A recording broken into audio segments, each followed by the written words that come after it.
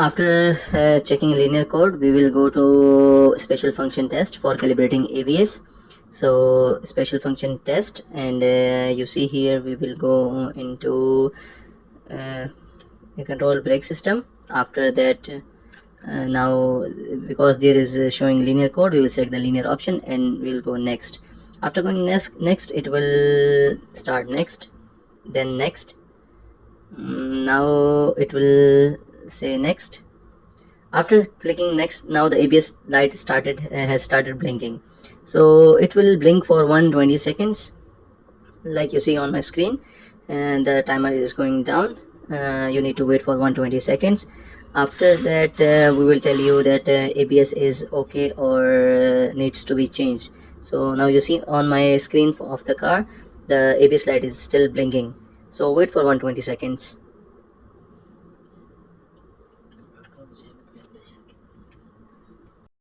If the ABS light is stopped blinking between 120 seconds, so it means you need to change ABS. The ABS is not okay. So after that, now you see the light is still blinking.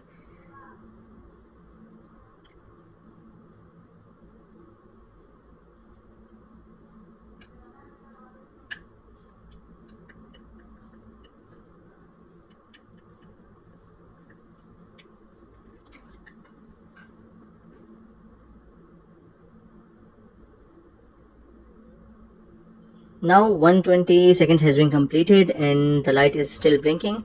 So we will put next. After doing next, we will switch off the ignition for the car. You see the light has been stopped. So the calibration is completed. Now you need to switch off the ignition. After switch offing ignition, you need to wait for 3 seconds and go back. Now you go triple code and check there is no code showing. So it means now the brake is okay for the car and ABS has been calibrated. Thank you for watching.